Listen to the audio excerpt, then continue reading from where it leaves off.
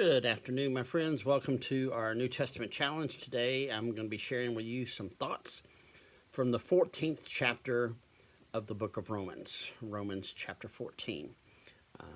I'm recording this on Tuesday the 19th, so I'm a couple days behind, but I'll get caught up for you. So Romans chapter 14.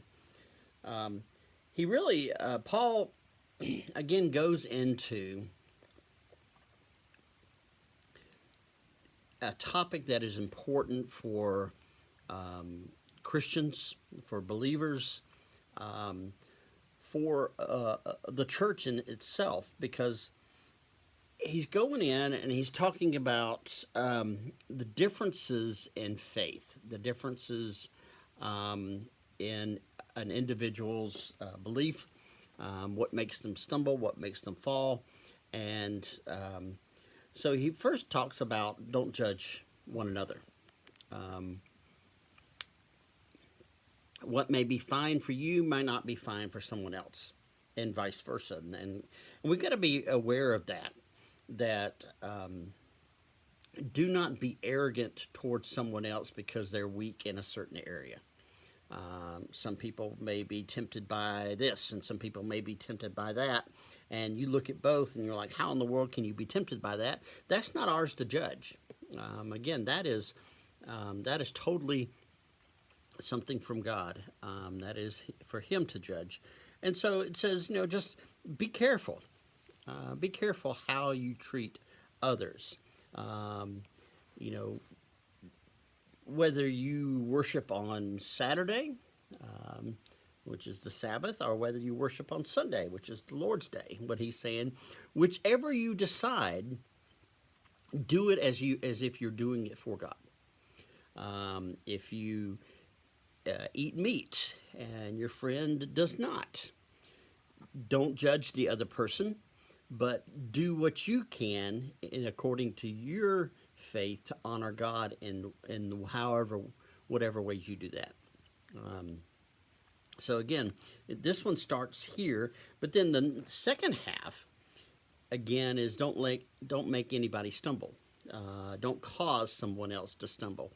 And a lot of times this is more for a more mature person in the faith looking down into someone who's young in the faith. Because a lot of times one who's young in the faith is just coming to understand temptation. They're trying to learn how to live as best they can. And so they're going to be more prone to stumbling. Whereas if you have been faithful and you've been studying and you've been maturing in the faith for years and years, you can handle certain things better than someone who is new.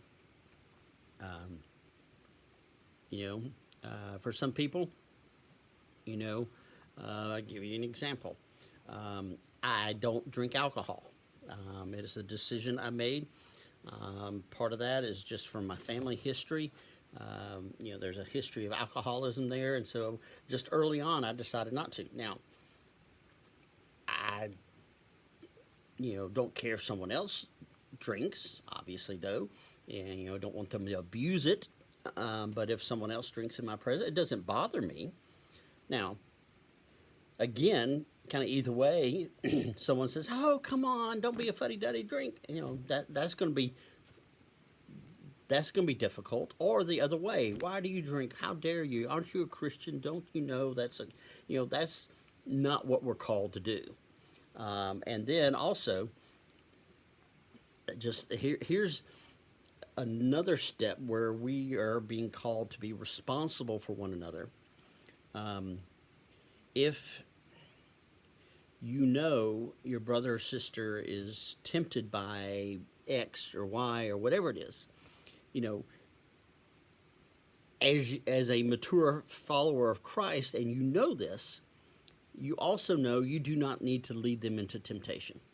The example I always use is if you're tempted by chocolate, don't walk by the candy store. That's going to happen from time to time. But again, if you're the one that's tempted by chocolate and you're going with me, I can choose to go another route rather than go by the candy store. I can choose. It may take me a little longer, it may inconvenience me, but what is inconvenience compared to the state of my brother, my sister's soul? You know, and again, so with that in mind, we are, I won't say we're totally responsible, but God wants us to look out for our brothers and sisters. So don't judge one another, and be careful that you do not cause someone else to stumble. And if we do that for those who are weaker than us, then someone who is stronger than us might do that for us as well. It all varies. It all is relative. So hopefully this has helped you. It's a good word, I think. Paul, this is a good word for us today. Take care, and we'll talk to you tomorrow.